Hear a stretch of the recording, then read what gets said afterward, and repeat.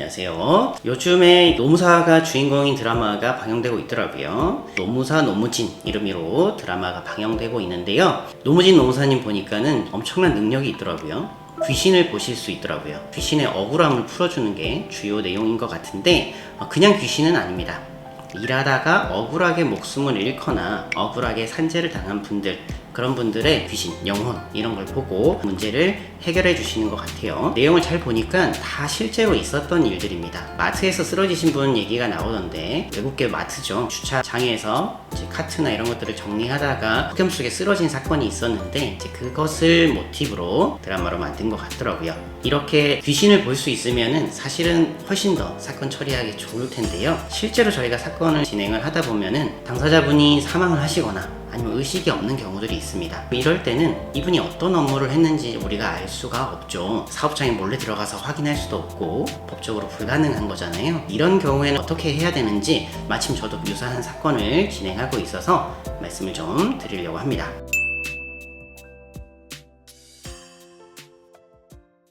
저도 최근에 일을 하시다가 갑자기 사망하신 분 사건을 진행을 하고 있는데요. 사업주가 연락을 받지 않습니다. 처음에는 전화를 받고 네네 하시더니 그때부터는 제 번호를 차단했는지 연락을 안 받으셔요. 유족의 연락도 안 받으시고요. 사업장에 직접 찾아가 보려고 해도 문제가 이 사업장이 원청 내에 있습니다. 사내 하청 업체다 보니까 여기에 들어가려면 원청의 허락을 받아야겠죠. 그래서 원청에 연락을 해도 전혀 도움을 받을 수가 없어 보이는 상황이었습니다. 그래서 이런 경우에 좀 답답하죠. 어떤 업무를 하셨는지, 어떠한 환경에서 일을 하셨는지 알 수가 없어가지고요. 그래서 어떻게 해야 할까 고민하다가 일단은 다수의 공공기관에 정보공개 청구를 이것저것 많이 했습니다. 먼저 객관적인 기록을 확보하시는 게 좋겠다라고 말씀을 드리고 싶은데요. 이렇게 사망하셨거나 아니면 다쳐서 의식이 없다면은 119 구급대나 경찰서 이런 데 자료를 받을 수가 있습니다. 당연히 사업장에서 도움을 받으면 좋겠는데 이런 것들이 안 될 때 이렇게 하시면 좋은데요. 일단은 사망사건 같은 경우는 경찰에서 기본적으로 조사를 합니다.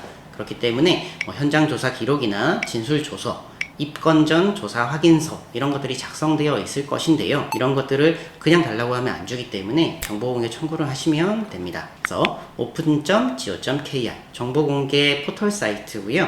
웬만한 공공기관에 대한 정보공개는 다 여기서 하실 수가 있습니다. 접속을 하셔가지고 로그인을 하시고, 이 사건 같은 경우는 동해시에서 발생을 했으니까 동해경찰서 이렇게 검색을 해서 동해경찰서를 상대로 정보공개 청구를 했습니다. 이런 것들 혹시나 실수로 잘못하신다고 하면은 다 이송을 해줍니다. 알아서. 그러니까 너무 걱정하지 않으셔도 되고요. 유가족분의 신분증이나 가족관계증명서 이런 것들을 첨부를 하면 되고요. 청구했더니 한 일주일이나 2주일 정도 걸렸던 것 같습니다. 이메일이나 전산을 통해서 자료를 받을 수가 있습니다. 현장 사진이나 이런 것들을 찍어 놨더라고요. 그런 것들을 통해서 이런 곳에서 일을 하셨구나 라는 것들을 알 수 있었고, 보니까는 현장에 가셔가지고 경찰관 분이 작업자분들한테 진술을 받은 게 있었고요. 이런 내용들을 토대로 어떤 상황에서 쓰러지셨는지 조금 더 알 수가 있었습니다. 두 번째로 지자체나 소방서에 청구를 하면은 구급활동 일지나 구급활동 증명원 이런 것들을 받을 수가 있습니다. 119 구급대가 도착했을 때 재해자의 건강 상태를 확인할 수가 있습니다. 저희가 받은 자료를 보니까는 활력지무라고 해서 당시에 맥박이 있으셨는지, 혈압은 어떠셨는지, 공공반사나 이런 것들은 어땠는지 이런 것들을 확인할 수 있는 자료가 있습니다.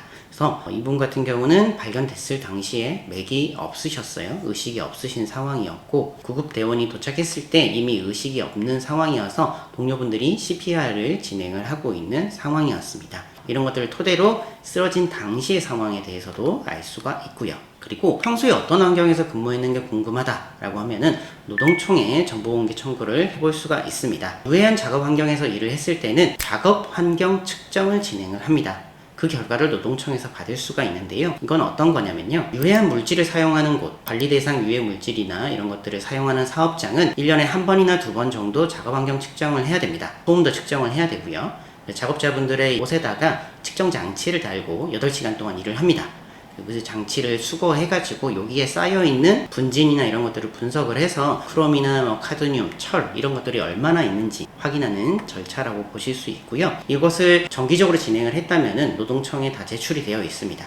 그래서 이 자료를 받아가지고 어떤 환경이었는가 우리가 좀 추정을 해볼 수가 있죠. 그리고 유해물질을 취급하는 분들이라면은 일반 건강검진이 아니라 특수건강검진을 진행을 합니다. 특수건강검진은 우리가 일반적으로 진행하는 것처럼 혈압이나 맥박만 검사하는 게 아니고요. 피 속에 있는 유해물질의 농도나 이런 것들도 다 확인할 수가 있습니다. 그래서 이 특수건강검진 결과 이런 것들도 확인하시면 좋습니다. 제가 한번 표로 한번 정리를 해봤습니다. 지방자치단체, 경찰청, 그리고 노동청, 산업안전보건공단, 근로복지공단, 건강보험공단 이런 곳에다가 곳곳에 정보공개 청구를 하셔가지고 이런 자료를 다 받아가지고 사건을 진행하시는 게 좋습니다. 그리고 산재를 신청한 이후에는 공단의 도움을 좀 받을 수가 있습니다. 근로복지공단에서는 사업주한테도 확인하는 절차를 진행을 하는데 이 유족이나 재해자 측 연락은 안 받아도 근로복지공단의 연락은 받고 자료를 제출하는 경우들은 많습니다. 이 보험 가입자, 그러니까 사업주죠. 의견서가 제출되어 있을 거고 관련된 자료가 있을 겁니다. 이런 것들을 공단에서 가지고 있으니까 이 자료를 요구하실 수가 있습니다. 근데 일부 지사에서는 못 준다. 왜냐면 보험 가입자가 공개를 거부했기 때문이다 라고 하는 경우가 있는데 사실 공개하지 못할 이유가 없습니다. 그렇기 때문에 다 아는 내용이잖아요. 어떤 일 하셨고 이런 것들은 공개되어 있는 내용이기 때문에 그것을 당연히 달라고 하셔야 되고 뭐 진술인들 이름이나 이런 것들이 있으면 그거 정도 가리고 달라 라고 하시면은 받아보실 수가 있습니다. 혹시나 안 준다고 하면은 정보공개 청구하겠습니다 라고 하시고 공개 청구하시면은 조금 시간이 걸려도 다 받으실 수가 있고 일부 지사에서 이걸 비공개 처리를 해버리는 곳이 있어요. 이거에 대한 정보공개법이나 이런 것들을 제대로 검토하지 않고 그냥 비공개 처리하는 건데 저희가 자문을 구해보고 저희 변호사님한테도 여쭤보니까는 비공개할 이유는 없더라고요. 그래서 저도 비공개 결정을 받고 나서 이의 신청을 제기한 적이 있습니다. 한 달 정도 좀 시간이 걸리긴 했는데 다 받았어요. 그래서 비공개할 이유는 없다라고 생각을 하시고 다 받아보시길 바랍니다.